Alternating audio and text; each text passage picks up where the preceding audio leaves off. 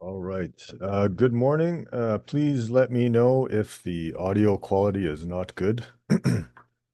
Um, so we are here on September 30th. Sorry, 1 second. Oh, I somehow managed to hide my menu. Where is it? Ah, here it is. Okay. We're here on September 30th, and we are basically or on the previous lecture, but that's all right. So you should have submitted your assignment one on Sunday and your tutorial three on Saturday. And assignment two and tutorial four have been released.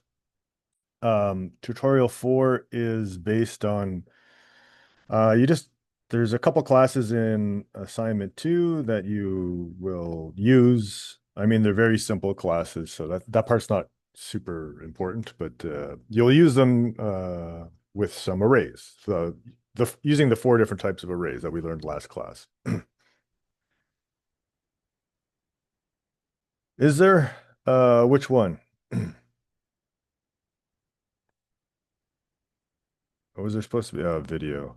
There's no video class. Where did I have video? So I adapted it from was that right?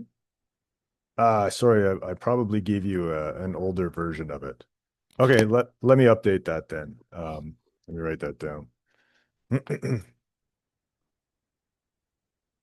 Uh, yeah.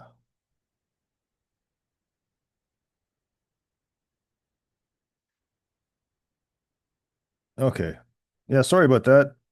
Um, I do have a correct version, but apparently I uploaded a different one. Okay, well, the idea then, anyway, is instead of video, you'll be using the lecture class, but otherwise, it's probably very similar to what you see there. Um, yeah. Okay, so that's where we're at. Any questions on the schedule? This feels so weird. Back to the days of the pandemic. Um, Assignment one marks to be released. So they're working on them now. What was I believe just before, let's take a look. I think the deadline was around, might have been sometime next week, but I'm not sure. I think it was the 9th that was mentioned. But yeah, so sometime next week I'll get back to you with a more precise deadline. But yeah, that's the marking deadline, and well, usually the TAs are pretty good, so I would expect it by then. Other questions? Okay. Assignment two. Uh, well, a couple of new things, but the overall structure of your assignment is going to be very similar to assignment one, right? It's basically what we call a CRUD app. So we have a bunch of data, and you're going to update it and create it and delete it and all of those things. In this case, though, it's you're on a learning management system, and you are saving lecture videos. Uh-huh.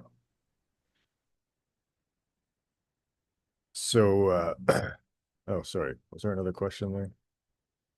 Practice midterm. Oh, well, I have to write the midterm first. That's coming up. Um, sorry.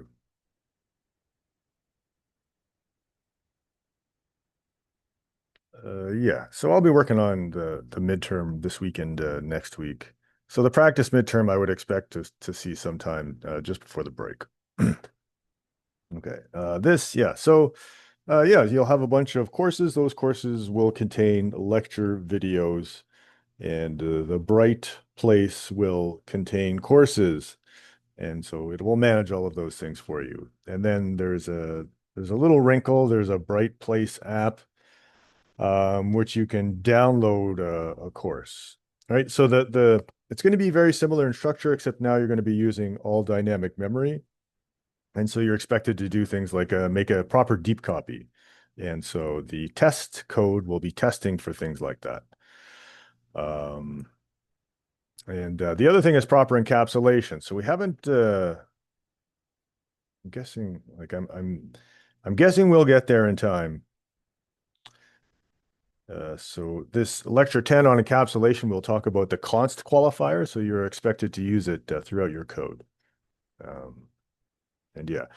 And as far as the assignment 2 deadline, like I'm not, um, I'm a little bit flexible on it, but I'm not very flexible. I would, assignment 2, I want it done before the break. So maybe we can extend that by a couple days.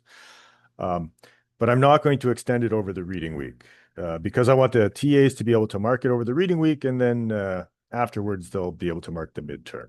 Okay, so be prepared to get this done before you go on holidays. The exact date may be slightly flexible. All right, questions on that? Okay, this class we're going to talk about, so last class we finished talking about memory management, which is sort of some of the technical details of programming in a language like C++, is you have to manage your own memory. And so we've talked a lot about the low-level details, but so today we're going to talk a little bit about high-level details. So programming is one thing, right? Writing small programs on your computer. You engage a bunch of skills, but now maybe we want to write bigger programs that other people are going to use and possibly do that in teams. And so what are the techniques that help us to do that? What are the techniques that help us to maintain a larger code base and build a larger code base and work in teams, basically? Now, some of this is subjective, right? And I don't really think of it as I don't really think of it this as being settled, right? So we're going to give you sort of one possible process for doing software. But the main thing I want to emphasize is that there are themes that come up almost everywhere in terms of software development. So the exact steps that you follow to build software might vary from place to place where you work. But there's a lot of key points that keep coming up, right? So like you want modularity, you want to encapsulate, you want different teams to communicate across a well-defined API. Um, you want, use cases, for instance, are a good way to sort of flesh out your code. And so we'll give you some of the low-level design, and then we will talk about sort of the high-level workflows that some places might use, and then we're going to try and anchor those ideas by giving you real-world examples where people have like found these ideas useful. So not a lot of coding, no coding in this one. The next set of slides there will be. Um, so what is software engineering? It is a set of best practices, strategies, and design patterns used to deliver high-quality software. Okay, well, let's dig into that a little bit more. What is high-quality software? So code that is reliable. Like, I can't emphasize that enough. If your code is unreliable, no one's going to use it. I mean, I have to be, I don't want to knock anybody here. And when I say anybody here, I don't mean in this class. But like I'm trying to test some code for somebody else and it just simply doesn't work. And that is like, I can't, none of this other stuff matters, right? If you give me code that doesn't work, like there's nothing I can do. Um, so reliable is number one. It has to run. After that, then you can get into some like fancier design patterns. You want it easily modifiable. You want it extendable, right? Because all your software gets updated. Reusable. If you make a library, ideally you can reuse it in different parts of your program. Although that comes with a cost, eh? That's maybe we'll talk about a little bit later. Scalable. Well, that's a problem. If you have the problem of it trying to scale your software, that's a good problem to have, right? So that's not really a problem you have to solve right away. It's a problem you have to solve if you're successful.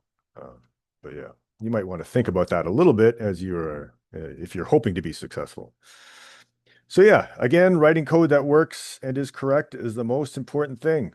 Right? You can't ship broken code, and all of the good software engineering techniques in the world, the user doesn't care about any of them. Right? They don't care if you used Agile correctly or whatever. They just care that they have a product that they can use. Um, but once you have something working, you should consider other things. Basically, you want code that's easy to modify, and that typically requires modular code. I want different subsystems to be separate and not really rely on each other too much. So in the pursuit of modular design, so classes should have a single responsibility, just as functions do, right? You don't want to overcomplicate a class.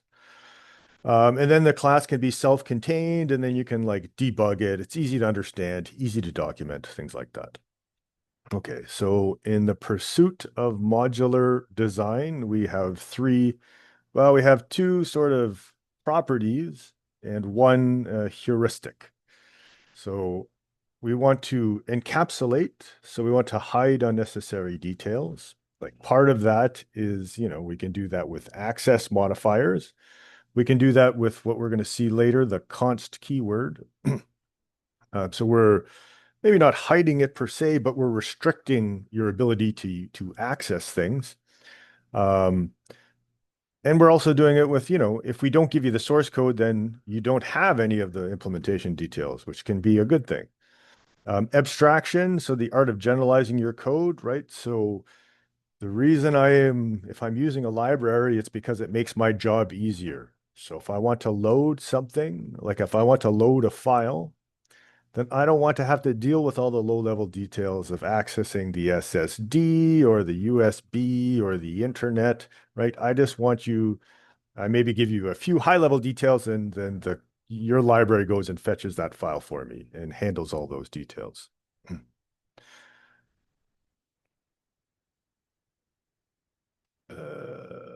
Yeah, so I think I covered that earlier, right? Next week sometime.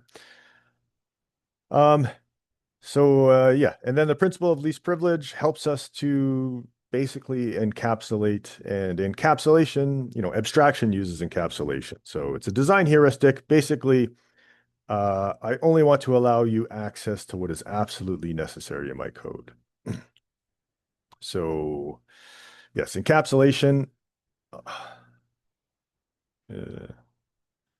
yeah, what is the main difference between abstraction and encapsulation? This is a good question. So encapsulation, basically abstraction will use encapsulation. Encapsulation is I'm hiding implementation details, and abstraction is uh, well, abstraction has more to do with your public interface, right? So again, if I well, for example, we're going to see it in terms of we're going to see a very good case of abstraction when we talk about data structures. So we are going to, right? So currently when we store things, we are using raw arrays and an index. And then when we add something to say we add a student to our university, or on assignment one, it was, what even, I can't even remember what it was about. I've made so many of these assignments where, but yeah. Well, let's say add a student to a university, and so in my university, I'm handling the raw array.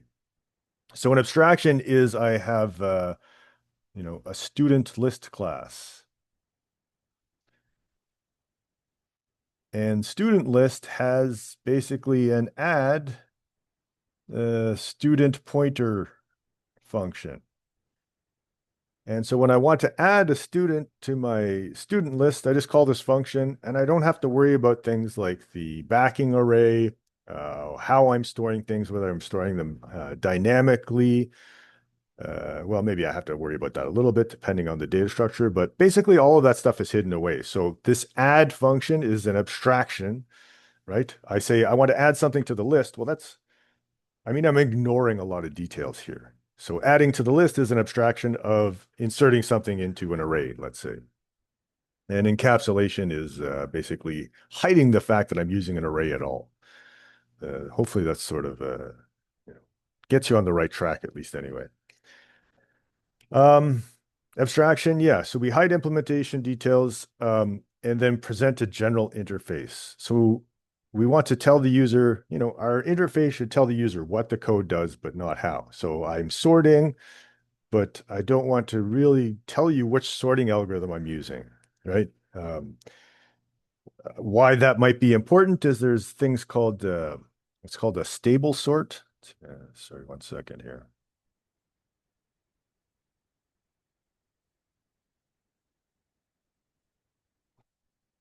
Right, so let's say I'm sorting 2, 3, 1, 2, 1.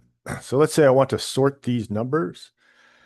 So obviously I'm going to end up with 1, 1, 1, 2, 2, 3. But if I'm using a stable sort, well, I can say, well, this is the first one, like a 1 at index 0. This is the second one, and this is the third one. And a stable sort will actually keep those in their original order, right? Whereas a sorting algorithm that is not a stable sort does not have to.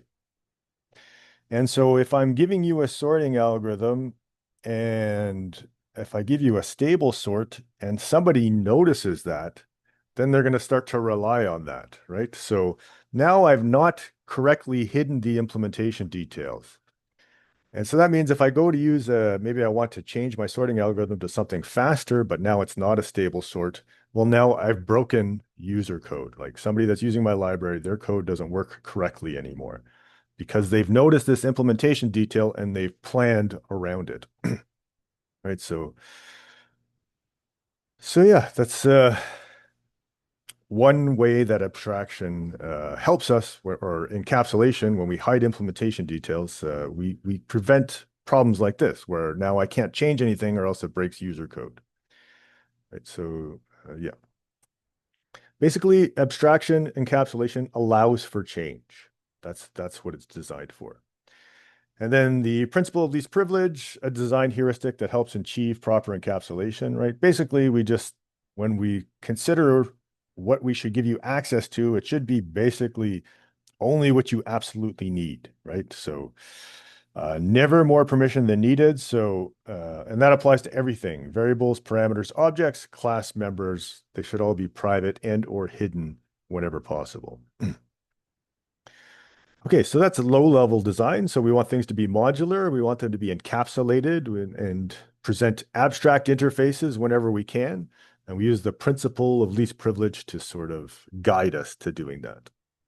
At a high level, we might be thinking about architecture styles. Well, we're not going to talk too much about those, right? But I mean, some common ones are sort of client server, right? So any web app is going to use that architecture style.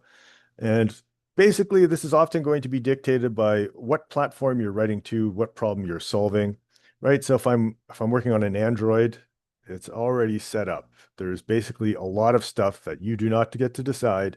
You just basically write these functions that you're required to write, and Android handles everything else, right? Same with iPhone, and a little bit with same with Xbox as well. Basically, any of these platforms. When you're making a high level design, all right, I find sometimes problems are revealed only as you're programming, right? So I wouldn't spend too much time designing if you don't understand the problem fully. If you've been doing this type of problem for 10 years, then by all means, a high level design is probably going to be warranted and you'll probably do it correctly. But in the beginning, this is a mistake to start designing too early. Okay, so now when we're building, and if you're working somewhere, they'll generally have a workflow that looks something like this. So a client comes, they want something built, so you do a requirements analysis. This is generally use cases, right? These are very good at fleshing out what you need. For example, I'm building an app. Okay, well, how do I open it? Where is it? So it's on my desktop. Okay, so I double click it, it opens. What's the first thing that I see? Well, maybe I see a login screen. So I log in, and if I log in correctly, then what do I see? If I log in incorrectly, then what do I see? Well, these are all use cases. And so they can help you figure out the flow from a user perspective. Once you have these requirements analysis, you want to design and implement. Make a design, try to implement it. I actually have success in the opposite order. I'll talk about that in a second, but after you design and implement something, you want to test it. Um, unit integration systems, we'll talk a little bit about them later, and then repeat. Um, my own experience, which is limited but not zero, right? So I've never worked at Google, but I have built sort of medium-sized software. And so typically what I do is I keep it in manageable chunks. So I want to add a feature. I think about it from the user's perspective, of course. Um, if I'm not sure what I'm doing, I don't even look at the design whatsoever. In fact, I use bad design because I just want to get the thing working, right? So I get a minimal viable feature. I get something that's going to work, and then I can debug it. If I build a design first and then I try to build the thing, then if there's a bug, I don't know if it's in the design or in my actual, the part of the code that actually solves the problem. So I like to do that first and then redesign. I refactor later. That's anyway. Once I've done building a thing, you try it out, make sure it works. The level of testing, sometimes that's up to you. And then I refactor. I give it a good design once I'm sure it's going to work. And then if I introduce bugs at this stage, I know the bugs are in the design, and then I repeat. Again, that's so all of this is sort of, that is to say, a lot of this is subjective, right? So you may have success with one way. If you go to work somewhere, they probably have some process. It may or may not look like this. Um, but yeah. Another thing, so I've picked up some tidbits here and there. One of them is this is ancient, right? Systems, how they work, especially how they fail. Gall's law, a complex system is invariably, if it works, it's invariably found to have evolved from a simple system that worked, right? Because basically, it's hard to anticipate all the details until you start using it, and then the problem becomes more clear. Anyway, also, um, I guess I just want to encourage you, like reading all of the software engineering books in the world is not going to help you if you don't actually build something. So you can just go out and build stuff. You don't, there are people who make good money in software and they don't do any of this stuff. Like literally, they do basically nothing. All the best practices, they're just like, ah, no, I don't want to do that. And they make money. That's not to say that is a good idea. I'm just saying, try and build stuff, right? If programming is what you want to do, then you can just do stuff. You can just try it out.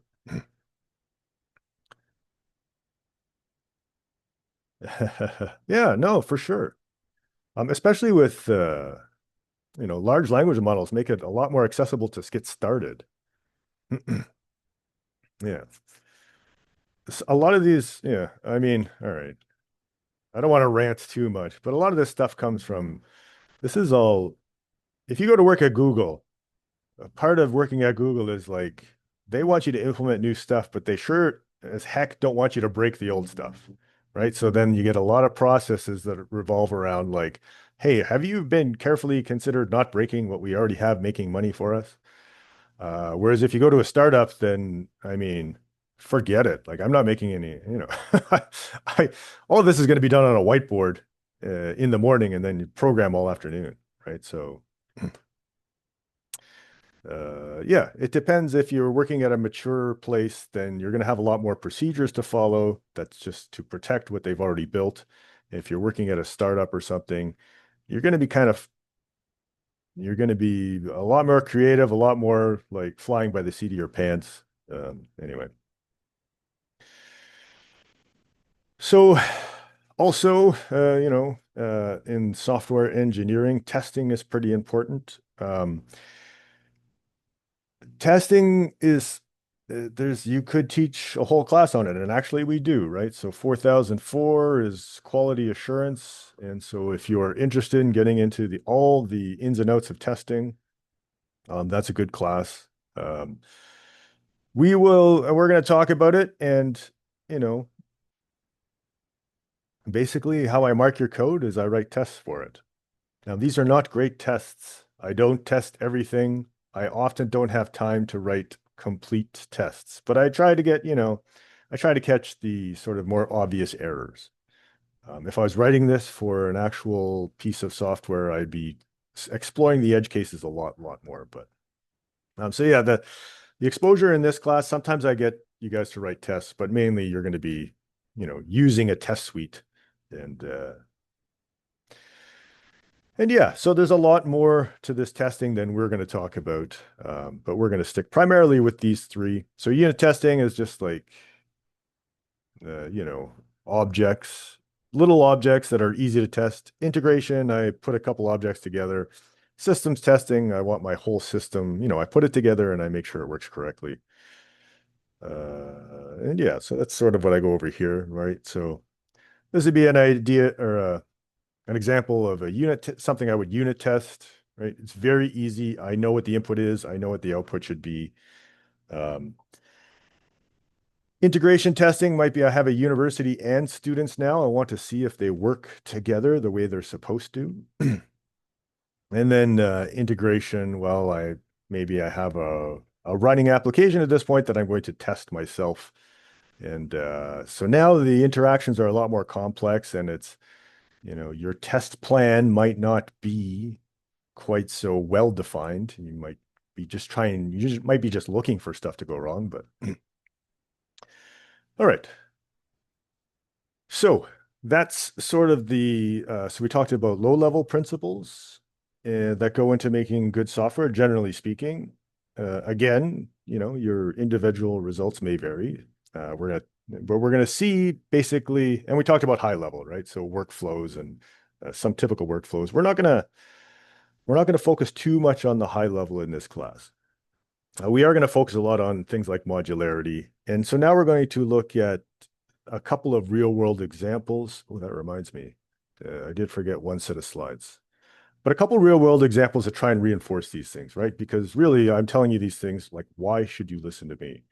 So I'm trying to give you evidence that the things I told you are not completely just like out to left field, that yes, people do actually find things like use cases useful. So one of the things we're going to look at is this Eric Stephen Raymond. He helped build Unix, and he wrote or helped write this book.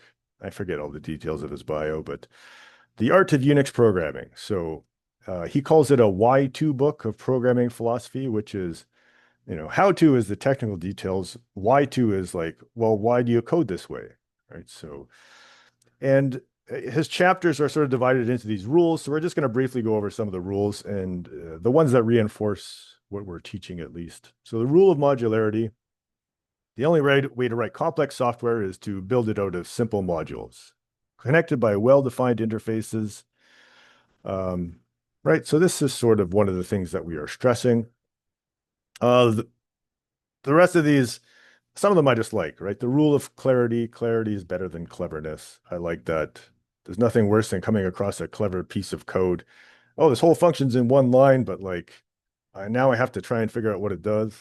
Like Python's the worst for that. And if you ask ChatGPT to write you a piece of code, it usually does something really clever, and you're just like, I don't know, I don't even know what this is doing now. I didn't grow up on Python with like the list comprehensions. So like now you can do amazing things with it, but it takes me forever to figure out what it's doing. Rule of composition, right? Your program should be designed to be connected with other programs. That comes back to this well-defined interfaces thing. Rule of separation, encapsulation, right? Rule of simplicity. Again, this is just some of my personal favorites.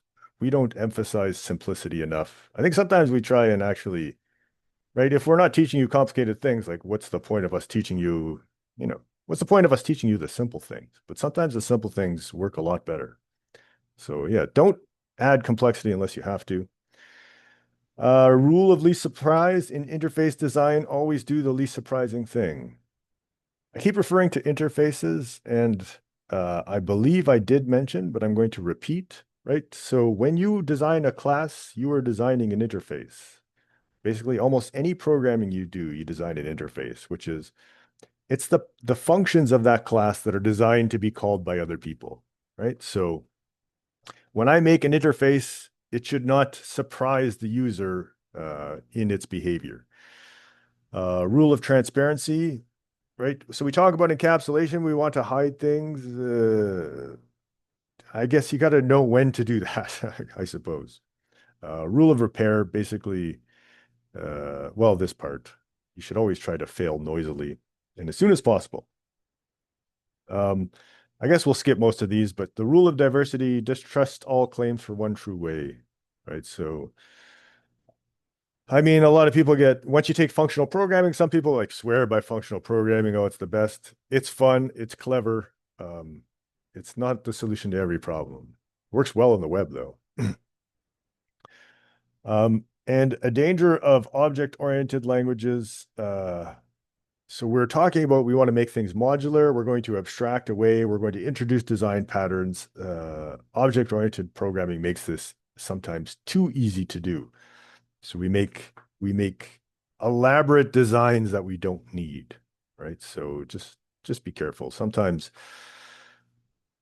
we want simple things to stay simple and not complicate them. Again, these are some of this is my personal opinion, so take it all with a grain of salt. But if you know what you're doing, 3 layers is enough. If you don't, even 17 layers won't help. We're talking about abstraction layers, right? So yeah, you want abstraction layers, but not too many. You don't want too many levels deep. And this, I just want to draw attention. This is also from the Art of Unix Programming, but carelessly complicate where you should be relentlessly simplifying, right? Again, I don't think we stress that enough in university. Like, keep your code simple. It's easier to debug. You won't be up Sunday night at midnight trying to find a bug. All right. Questions so far? All right. Well, hopefully you find some of this interesting. So we're going to do a couple other case studies. All right. So one is Amazon. So Amazon really sort of, I believe they were I don't know if they're officially the first, but they get a lot of credit for like bringing around microservices. And microservices are built on this idea, this API mandate by Jeff Bezos in 2002. So Steve, I don't know how to pronounce his last name. This is a blog post that he wrote, right? And so he tried to recall this mandate issued by Jeff. And anyway, he doesn't really like Jeff Bezos. He thinks he's a tyrant, and it's kind of an entertaining blog post. But basically, Jeff was, whether or not he's a tyrant, he had a lot of foresight into this Amazon Web Service thing.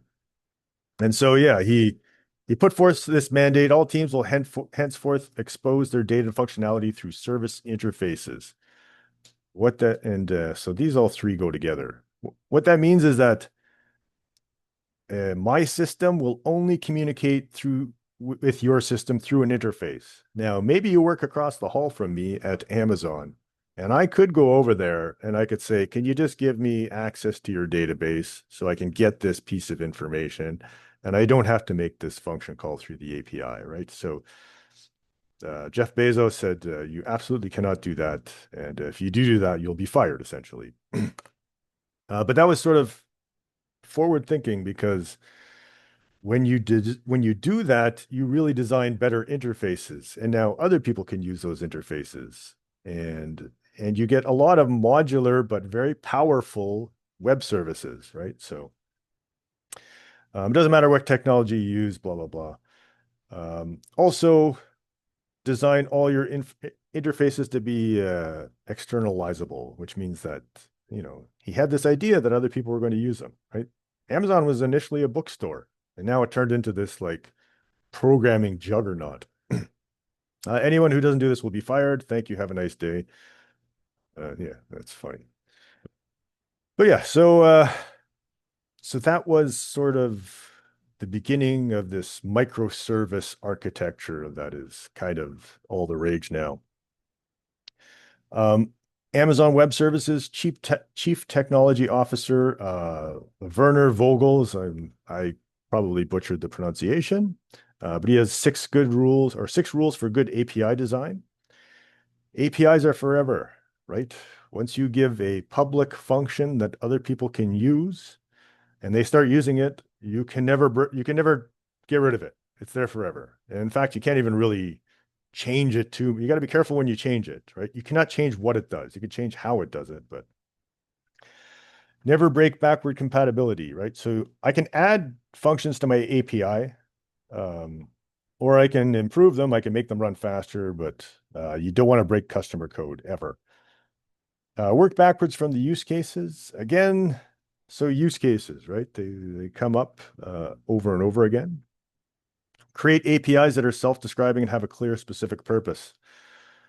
So again, this I like to relate to self-documenting code, but it's also this idea of have a single clear purpose for each of your functions and or classes.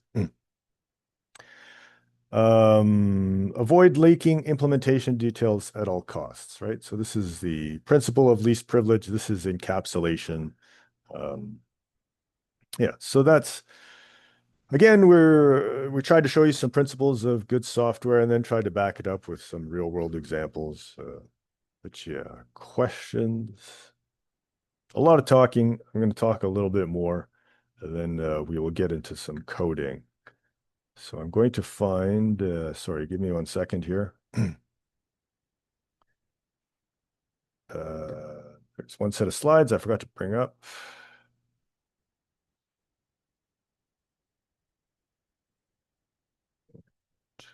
So this set of slides is, so if you go to Google, they have, I think it's called google.developers.com or something like that. There it is, where they post a lot of stuff on software engineering at Google, and it's sort of like publicly available. A lot of people selling books, obviously, but good question. What does it mean a customer will rely on those details? Well, again, I guess let's go back to,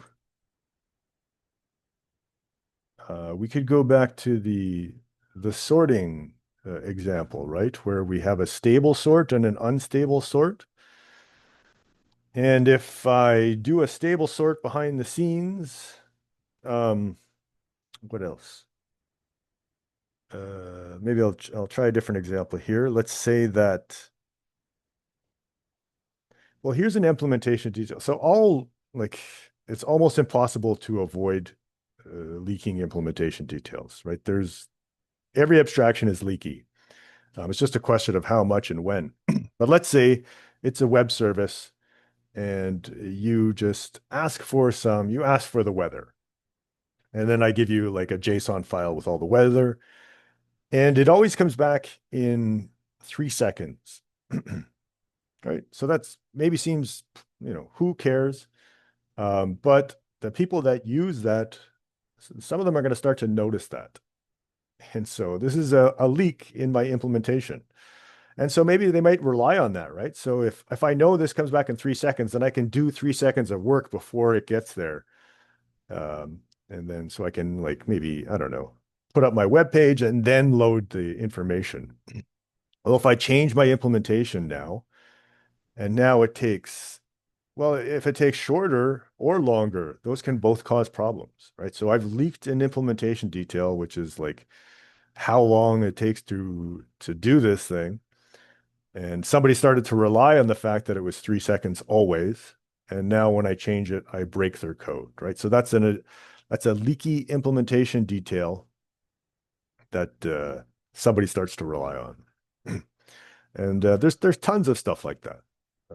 You cannot stop all your leaks, but you want as few as possible out there. Other questions? Okay, so finally, Google, how to design a good API and why it matters. Joshua Block, a principal software engineer. So I'm not going to go through all of these slides. We're going to pick out some details that, again, kind of reinforce the arguments that we're making. So why is API design important? Right. So, well, obviously these things are true, but the one thing we want to emphasize is this: public APIs are forever. You have one chance to get it right. Once people start using them, you can't change them. Um, why is it important to you? If you program, you are an API designer, right? So we mentioned that earlier. Good code is modular. Each module has an API. Even the classes that you make all have APIs. Now, I kind of decided the APIs for you at this stage, but just know moving forward, maybe by the assignment 4, we'll allow you to design things on your own, perhaps. We'll see. So yeah, thinking in terms of APIs improves code quality. Um,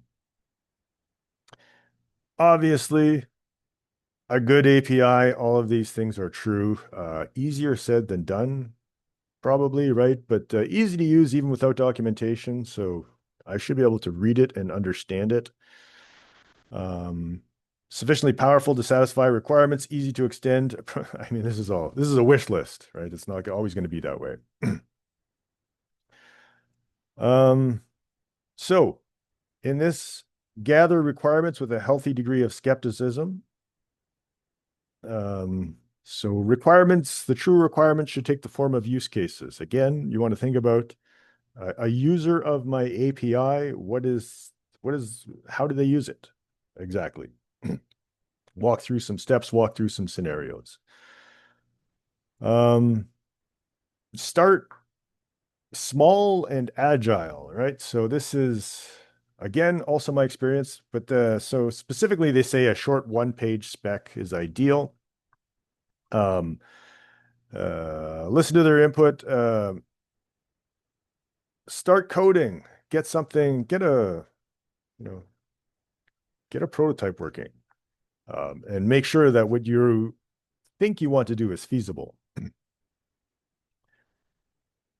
Write to your API early and often, right? So this is we don't talk about this too much, but this is this idea of that was popular a few years ago at Facebook, now Meta. But one of the things they said is you should, and I may be getting this wrong, but you should eat your own dog food. That's how the saying goes, which means that they're building a platform for other people to build applications on, right? So Facebook, they have an API. You can write Facebook applications, games, and whatnot as an independent developer. And so people who work at Facebook, when they add features, they should also write to that exact same API. Now they have access to the code, like, they can actually go to the source code and they can do little hacks and stuff, but they shouldn't, right? You should always if you're making an API for somebody else, it should be good enough for you to use. um, this, not, we can ignore. Expect to make mistakes, of course. Nothing's going to be perfect. A couple of other things. Oh yeah, the principle, should do one thing and should do it well. That's that sort of narrow focus. Yeah, if it's hard to name, that's generally a bad sign, right? So good names drive development. So you should be able to explain it using the name of the function or the variable. API should be as small as possible, but no smaller. I think that self-explanatory. I think there's one thing. Implementation should not impact API. This is this idea of encapsulation again. So I don't want implementation details available. I confuse the users, right? They don't need that. They just want they want a simple way to access your code. Yeah, well, you'll be making them, designing APIs? I don't know. That's a good question. Uh, I usually give you the APIs because it makes it easier to test, but maybe for assignment 4, I'll let you do, at a certain level, I have to define the API so that I can write test code for it. But then everything else that happens in the background, like maybe I'll let you guys design. So hopefully, yeah. Minimize accessibility of everything, make classes and members as private as possible. This is the principle of least privilege, um, just with different names, right? So yeah, and self-documenting code. Code should be read like prose. This is easy to understand. If I wrote something like if C dot S greater than 2 times SL, like nobody knows what's going on there, right? Once upon a time, if you go to some old like Unix kernel code, you might see a lot of like abbreviations and things like that. Because once upon a time, code like we were super memory constrained, right? So like even the text for my code, that was kind of a lot to be storing. So I want to keep my name short. We don't have that problem anymore. So please write names, variable names and functions names that are meaningful. Um, Documentation matters. Of course, as much as I don't generally mark, well, we'll look at one more example after this where about documentation. Document religiously. Now, the type of documentation is, again, that's subjective. So I'm going to show you Godot and how they document. I honestly think, so in terms of the type of documentation you should be used to, I think you would get more out of writing a tutorial than you would out of writing, say, a swim diagram. Because a tutorial will actually, people will actually read it and use it and get use, if it's a good tutorial, they'll learn how to use your software. So that's something in future iterations of this class, I might be doing something like that. But yeah, so this is not strictly, well, has to do with API design decisions, but it also has to do with some of the stuff. This is C++ code, right? And so in C++, we've talked a little bit, especially last class, about returning by value versus returning by reference, right? Using either a pointer or a reference. So one of the things that Google did is they had this component.getSize function that returned a dimension by value. So every time you called that, it had to make a new dimension and copy everything from the thing it was returning into that new dimension. And so this actually slowed down their code significantly, right? So be mindful of, right? This is an API decision, but it also, this is a C++, a problem area if you're not careful, is returning or passing things by value.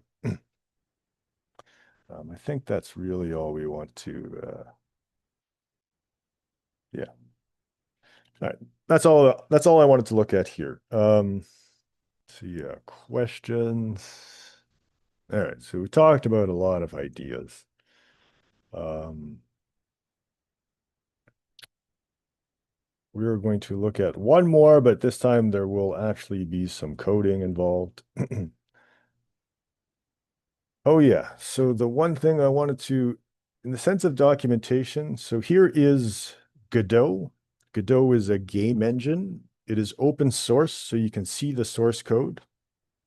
And so one of the things, if you just sort of randomly go through and pick out some files, you can see how they document their code. And what you'll find is that, well, there's the legal part, but then when you get into it, there's basically a bunch of 1-line or 2-line comments. But not for everything, right? So some of this is clear on its own. I don't really need a comment. We go down some more. This is good. I really like this one because this is, basically we're looking at the type of, I'm assuming, processor here, and we're deciding a bunch of, details based on the processor type. And this is sort of weird. Like it looks out of place. I don't know why this is here. So a short explanation, this is a very good comment as far as I'm concerned. Right. So give you some idea of why I'm doing this weird out of place thing. But generally speaking, comments are kind of minimal. That's not to say Godot is not documented. Godot is very documented. Uh, but yeah, they have a whole website dedicated to documentation with tutorials and wikis and things like that. So engine details. So yeah, which is I personally minimal code comments. I think the times where I've written a big comment, I've had to go back and debug, and then I'm like, oh, this comment is completely useless now. Like I have to erase it or rewrite it or whatever. So good. You know, my opinion, well-written code is better documentation. Um, all right. Let's talk about object design categories. So that is sort of the high level view. We want code that is modular and uh, yeah, well, basically that's the main thrust of that entire thing. So we want to encapsulate, we want abstract interfaces, we want modular code that all works together, but does not access beyond the public. So in terms of high-level design, we are going to go with a specific high-level design. This is in a book. I forget what the name of the book is called, and I forget all the authors, but there's one author, Grady Booch, and I may be not even spelling his name correctly. This person was the one of the people who helped design UML, right? So this unified modeling language for object-oriented programs. He is one of the creators, and he wrote a book or a few books, but this is from, and I did have the link, and then I'm not sure what happened. But anyway, the link to the book is in the textbook, right, that Christine wrote. So in this book, they recommend using these object design categories. And so moving forward, that's going to be our high level design. Now, the code that we're writing is small and does not warrant this level of design. But we're going to shoehorn it in there, right? Just to get practice at it. So we're aiming for modular design. And one of the ways we can start that is putting our objects into different categories. Right? So this is one possible starting place. Most objects would fall into one of these categories. At this, especially as your programs grow bigger at our level, they probably will have objects in multiple categories. It's just sort of a way to sort of think about different systems that our program is going to need. So we're going to use 4 object categories. We're going to talk about entity objects, control objects, boundary objects, which are sometimes called view or user interface objects, and collection objects. Sort of seem, I don't know. Again, this is just, I guess, one view. So to start with, entity objects are the simplest thing. So if you're thinking about what is an entity object, you can think of it as a row from a database, essentially. I have something, I'm keeping track of the data, right? So each of you and Carlton's system has a database entry with a bunch of information about you. And when you load that information into memory, you're going to load it into either a struct or a class to keep track of, right? So that's an entity object. Just basically, it's a data entry. There might be a few simple functions for application logic, right? So maybe a less than if I want things sorted a certain way. So these are usually the simplest form of object. Control objects are objects in charge of program flow. So, I'm going to add my students to a university, and then my university is going to have a bunch of functions that I can call. When do I call those functions, right? And based on what user input. Well, this is all going to be handled by our control objects. So typically, I've seen this not just in C++, but in Java as well. Your main function has 2 lines of code. You create an object, and then you call some function on that object that starts everything. So we're going to call it launch, right? So we make a control object, we call launch. That's our entire main function. And then from there, our control object takes over and decides how our different classes interact. Boundary objects. So when we talk to other libraries or users or whatever, the internet, we're going to do through boundary objects. Now, this is really where our true boundary object is the console, but we're sort of making fake boundary objects, right? So they're not really super useful at this stage, but you can imagine we'll have view classes, but you can imagine at some point we could replace those with, say, a full-fledged GUI. And then, yeah. So it could be an API, it could be a user interface. Yeah. Collection objects. So I want to store multiple entities of the same type, along with, some algorithms for sorting, retrieving, processing, things like that. We have primarily up till now been dealing with very primitive collections like an array, but we are going to start using classes for assignment 2, right? So you're going to have a course list and a lecture list. And basically you're going to use those wherever possible. And they're going to hide all the implementation details of the arrays. So in this case where we have a class, and then we have in the background, we have maybe a raw array, we call that a backing array, right? So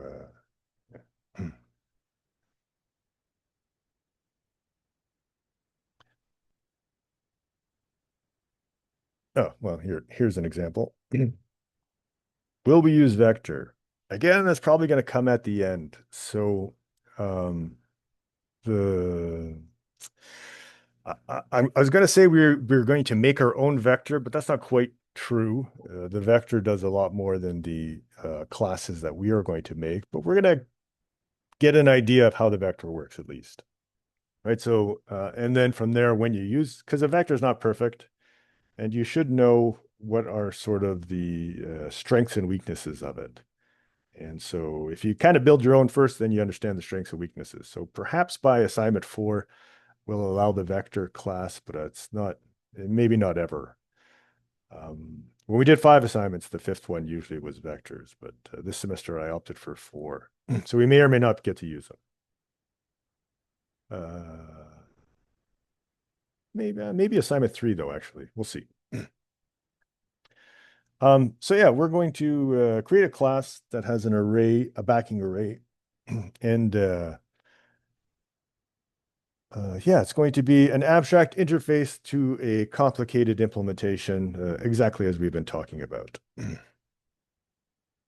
So why not just use arrays? Well, you've started working with them. Maybe you've seen they are difficult to work with, or maybe, maybe not.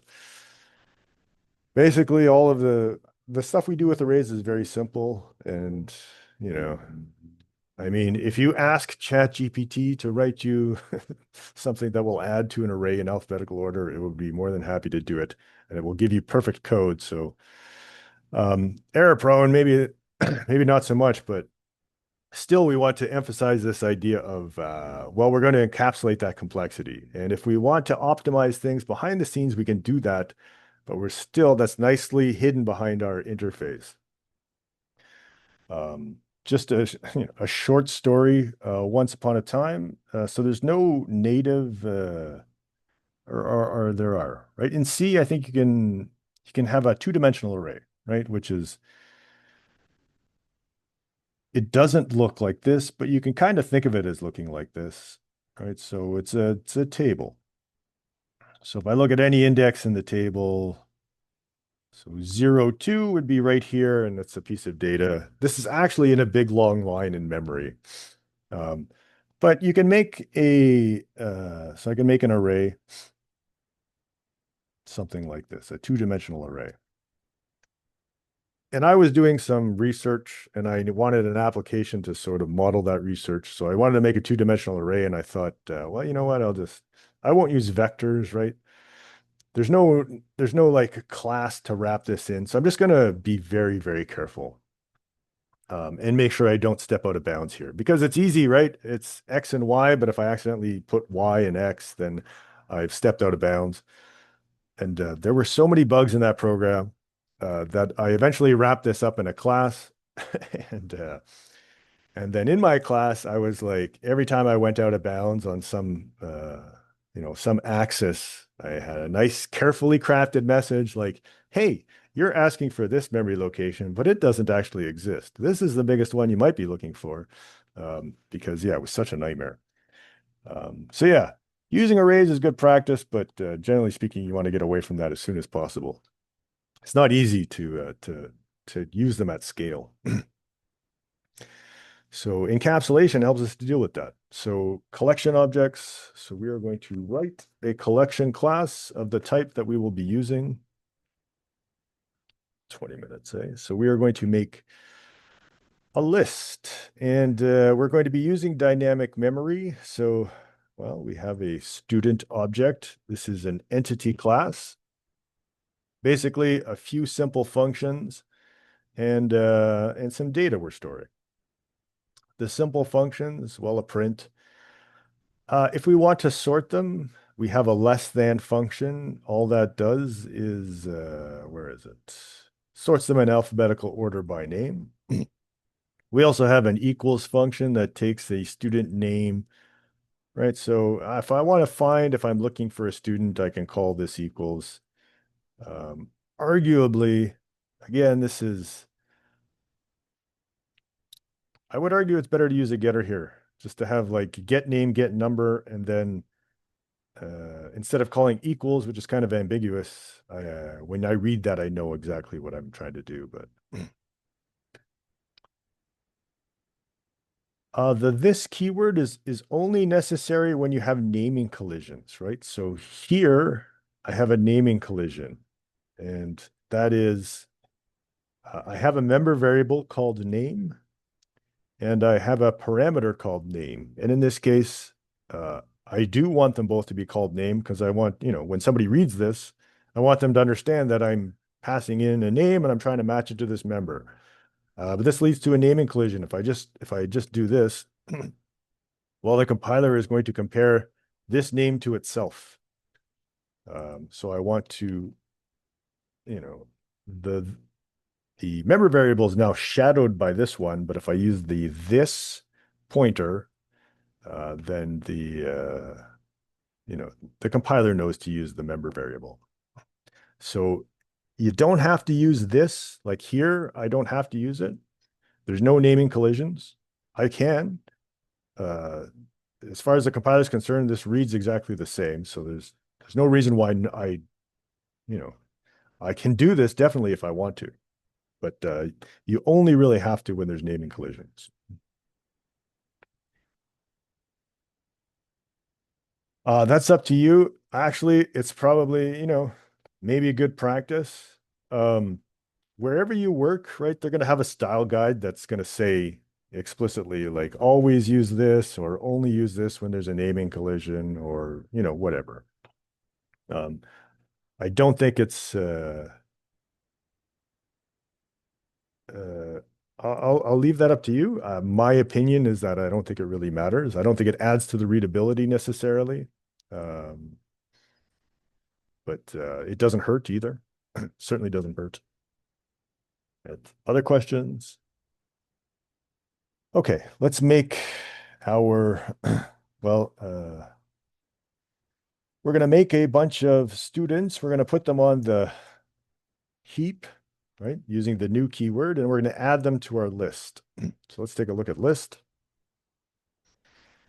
List, I'm going to add a pointer, or I can get a pointer, or I can remove a pointer and return the thing that I'm removing.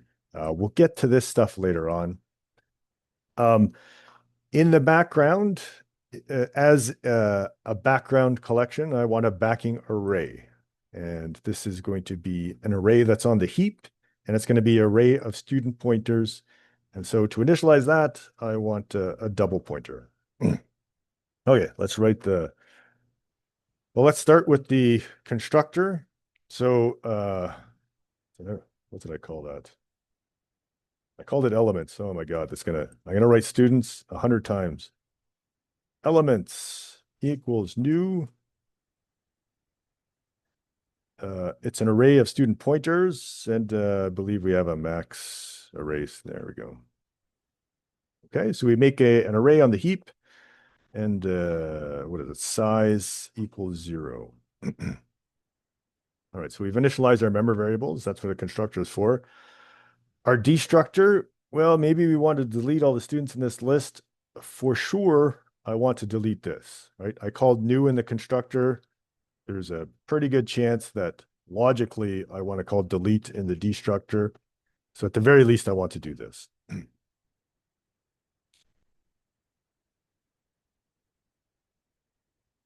Yeah, that's fine.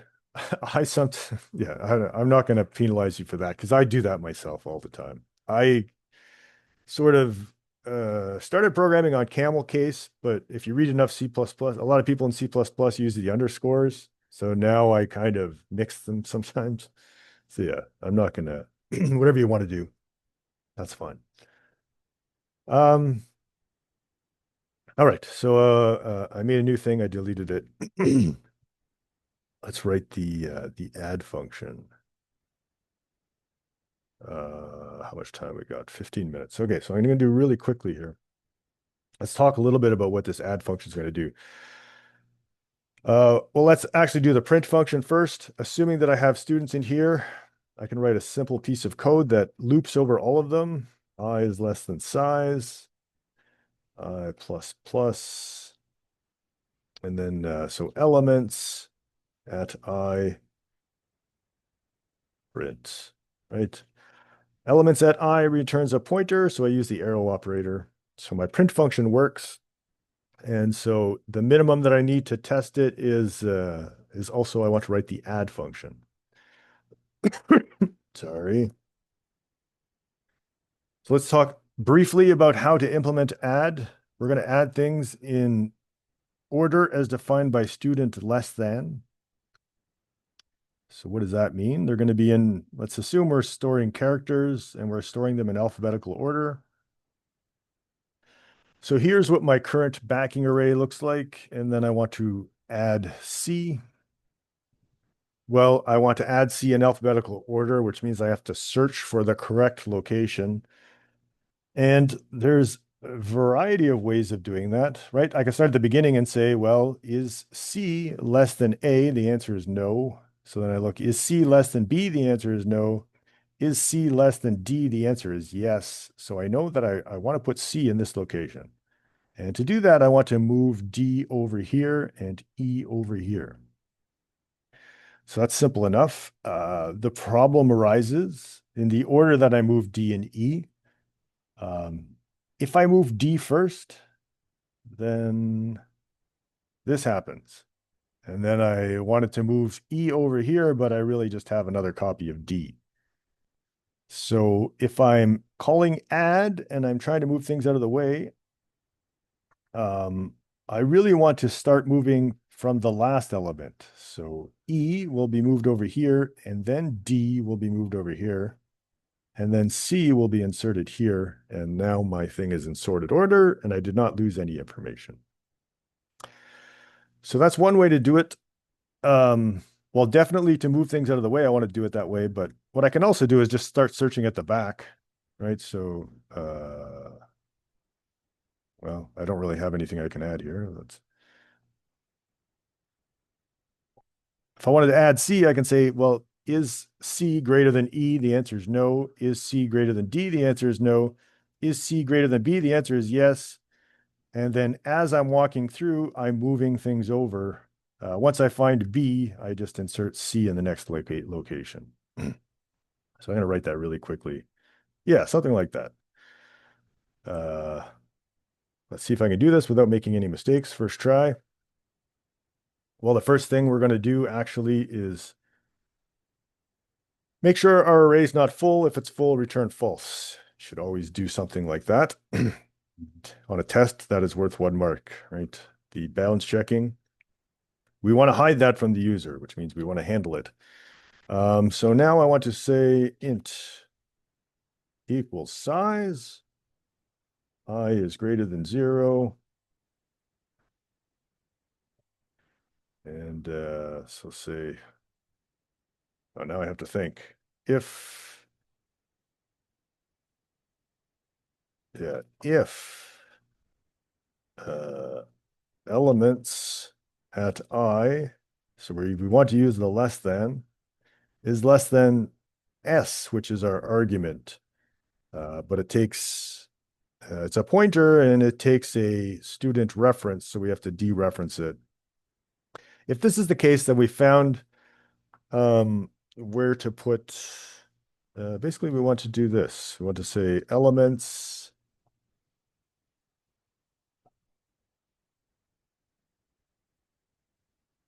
This is going back to what we just talked about on the in the diagram, right? So if I find that it's B is less than C, well, then I know C goes in the next location. Or sorry, it should be +1.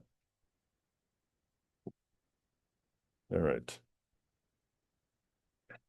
At this point, I will say size return true. Good, I'm done.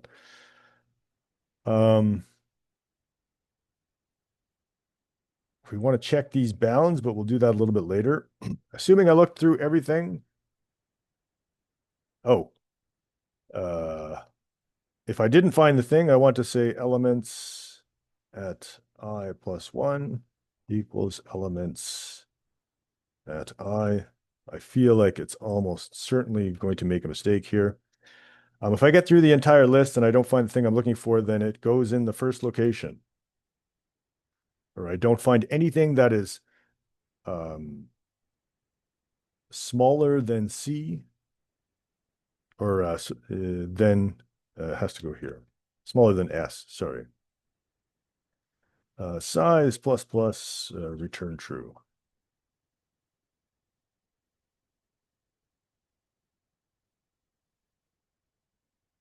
Oh, yes, for sure. And so a couple of good points. This should be minus minus. Yeah, that was a typo, but this is actually a logic error. Yes. Someone said this should be I equals size -1. Right? Because, well, if you look at the edge case, if I equals size -1, right, in the first iteration, if I find this is where it belongs, size -1 is the last element in my thing, and this is size -1 plus 1, which is size, which is the first empty spot. So if my S is greater than everything in the list, this will now work correctly, right? So that's a good rule of thumb if I'm double checking, is just look at the edge case, right? So what happens when I is equal to size? Well, oh, I'm actually testing on an empty location, so this is not good, right? This will give me a seg fault right off the bat. So yes, a couple things. The other thing is probably, I probably want an equals here, right? If we did the same test for I equal to 1, we'll see that we didn't go far enough. I think that's going to work. We're running out of time. Let's just give it a try. Missing some return types, that's fine. Oh, there we go. So we added 5 students and we printed them out. No seg faults. That's a good sign. All right, questions. All right, so there's a lot of ways we could have done this. And we actually give you this code for assignment 2. You just gotta, well, one of the lists you have to modify so that it adds at the back, and the other one, just make sure that, you change student to whatever it is, lecture or course. All right. Of course, so now I have a couple choices to make, right? Because this definitely, although it works fine, it definitely has memory leaks. Because I haven't deleted anything other than my array. So I could delete everything in here, right? That is one strategy. Now I'd be careful about that because I called new out here. So somebody else made this student and then handed it to me, maybe they want to decide when it gets deleted, right? So um, when it comes to your assignments, you can do whatever works, right? So if you want to try something different, I encourage you to try it. Um, you'll note that vector, right, will never delete anything for you. So if you store pointers in a vector, you have to delete them before the vector gets deleted. But when you're making your own, you can do whatever you like. So I could say delete elements at I, and this would clean up the memory leaks.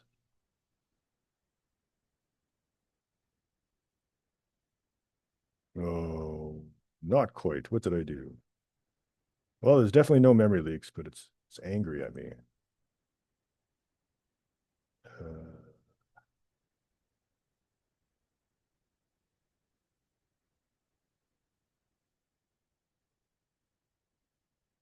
I did I accidentally delete something? No.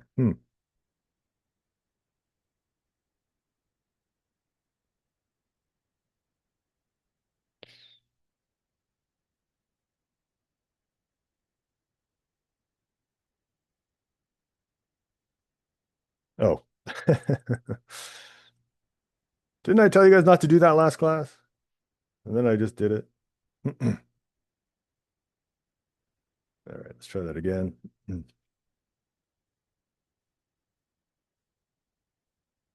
There we go. Perfect. No errors, no leaks. We're good. So that's one viable strategy. The other is, of course, um, well, I said in main, I called new in main, so probably it's a good idea to delete in main. So I can, before I exit, I'm going to delete all of the things that I allocated. Oh, what did I do? I did not save this.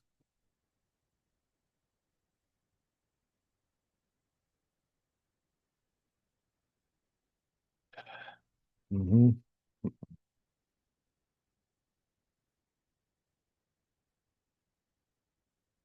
All right. And so there it works perfect again. For you guys, whatever strategy you think will work, I have recommendations, but you can do whatever you like. Right. So what I did is in my list, I was deleting both. I did this. So I have an array. So if we look at what happens in memory, I have a list. So I have my heap over here and I have a list that points to it. And there's a backing array on the heap. And then it points to student objects.